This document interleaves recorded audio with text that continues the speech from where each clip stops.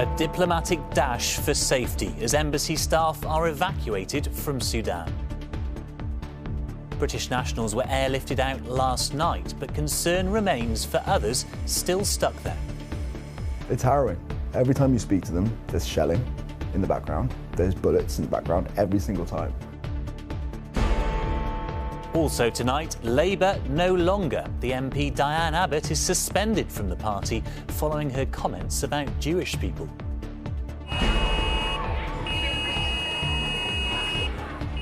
Little alarm over that alert, but today's test failed on some phones. And running to schedule, the London Marathon finally returns to its spring slot.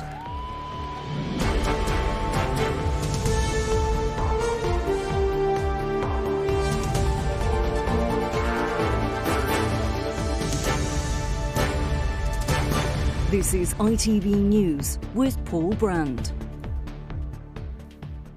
Good evening. There are growing concerns tonight for UK nationals stuck in Sudan after British diplomats and their families were evacuated from the country overnight. Embassy staff were airlifted to safety outside the capital Khartoum, where fighting is entering a third week. Here, the Foreign Secretary said diplomats had become a particular target for violence as other British expats still await their rescue. Neil Connery has the latest. Evacuated from Sudan's terror, hundreds of French citizens and other Europeans preparing to fly out from Khartoum on French military planes.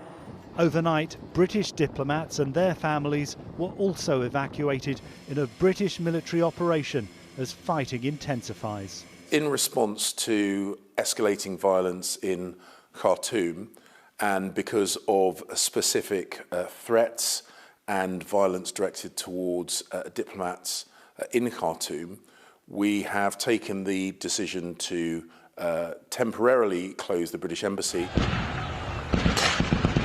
At least 500 people have already been killed in the violent battle for power in Khartoum between the paramilitary Rapid Support Forces and Sudan's regular army.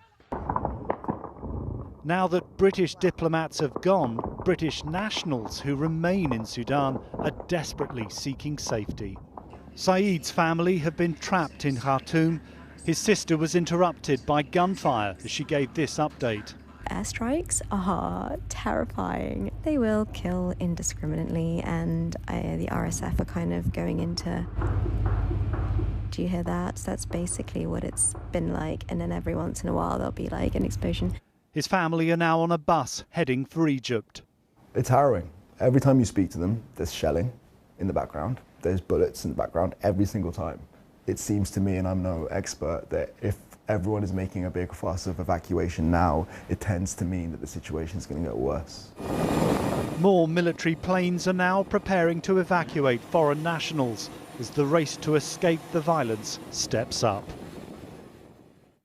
And Neil is here with me now. Neil, what hope tonight of an end to this violence? Well, as the Foreign Secretary made clear today, the quickest way, Paul, to calm this situation and protect British nationals still in Sudan tonight is to secure an immediate ceasefire.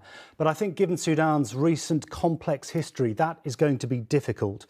Tonight, the Foreign Office says that it's working with all our relevant international partners to find the quickest and easiest route to evacuate British nationals. Their safety continues to be our utmost priority, they say. But if you're one of those people tonight, what you desperately want is a seat on a plane, and it's not clear when that's coming because of the difficulties on the ground. Because of what is happening on the situation and the urgency of all of this, I suspect we are going to see more scenes like we've witnessed today in the days ahead. All right, Neil, thanks very much for that update. The politician Diane Abbott has been suspended as a Labour MP after she suggested that Jewish people don't suffer from racism in the same way as black people. She's retracted the remarks and apologised, saying her letter in a Sunday newspaper was an initial draft. But having promised to end its troubles over anti-Semitism, her party's announced an immediate investigation. Amy Lewis has more. As a Labour veteran, Diane Abbott knew this is a toxic issue for the party. Have you been trying to silence victims of anti-Semitism, Mr Corbyn?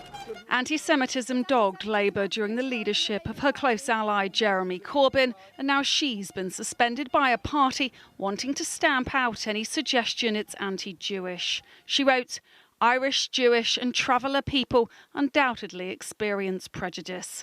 This is similar to racism, and the two words are often used as if they are interchangeable.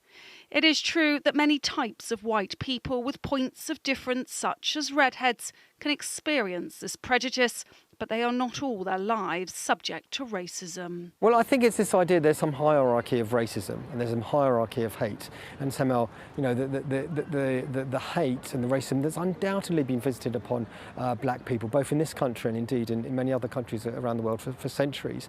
That's terrible, that's appalling, but, you know, why set that up in competition against the atrocities of the Holocaust?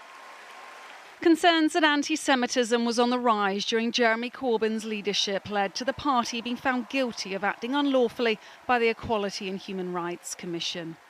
The current leader, Sir Keir Starmer, suspended Corbyn from the party and last month blocked him from standing as a Labour candidate at the next general election. The party say Diane Abbott's comments were deeply offensive and wrong. She has apologised, adding that errors arose when an initial draft was sent. She will now sit in the Commons as an independent MP, pending an investigation. Amy Lewis, ITV News. Today's trial run of a new emergency alert system failed the test on some phones. Millions of mobiles did ring out across the country from just before 3 p.m. this afternoon, and in future, the alarm's designed to warn people of life-threatening situations. But the government says it will learn from the drill after many phones sat in silence. Rebecca Barry explains. At a Sainsbury's in the southwest, it didn't stop the weekly supermarket shop. Play has been paused just for the emergency test alert. It will resume straight afterwards. At the World Snooker Championship, it tested the players' patience. With some confusion at the crucible as the alerts seemed to go off at different times. It might be an idea if we all just switch our phones off for the rest of this session. It interrupted Sunday lunch at this pub. But the mobile network 3 says some of its customers didn't receive the alert, and it's working with the government to resolve it. There was almost a sense of excitement here as most people's phones went off. Others were disappointed that theirs didn't. Mine received the alert. It reads, "This is a test. In a real emergency, follow the instructions to keep yourself and others safe." If something really did happen, why wouldn't I have gotten an alert? Do you find it reassuring or worrying? I'd like to know if there was going to be a bomb alert and we needed to get under the table or go to the basement or something. Eventually, the system will warn people of life-threatening events like a flood or wildfire. The Deputy Prime Minister denies it's an example of an overreaching nanny state. Well, countries across the world, for example, I think of the United States, Japan and elsewhere, have an emergency alert system. It's just a test, but in future, this could be the sound that saves your life. The government insists it's effectively completed the UK's biggest public communications exercise and will now learn any lessons. Rebecca Barry, ITV News. Moving on to football now, and for the first time ever, the FA Cup final will be a Manchester derby.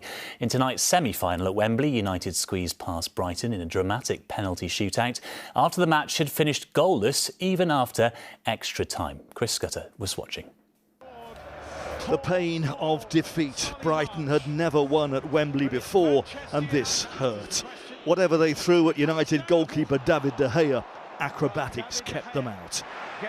Brighton had lost their only ever FA Cup final to United 40 years ago, and how they wanted to go one better this time. But they just couldn't score. Desperate attempts to breach United's defence fell just short. So it went to penalties, a time for cool heads amid massive tension.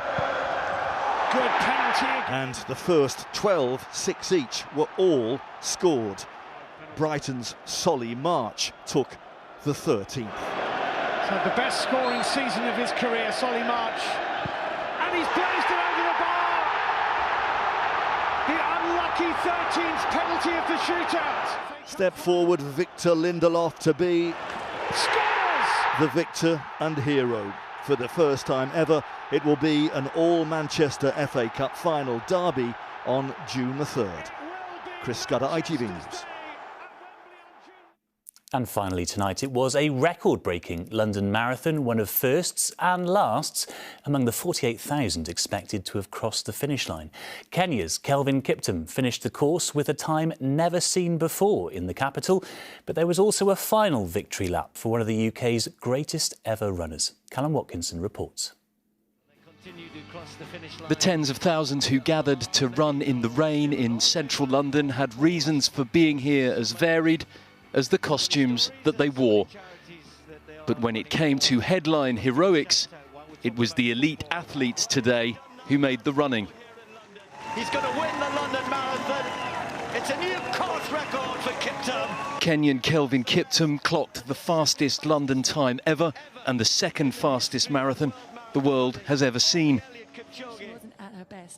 Ethiopian-born Dutch woman Sifan Hassan was written off by commentators 1 hour in.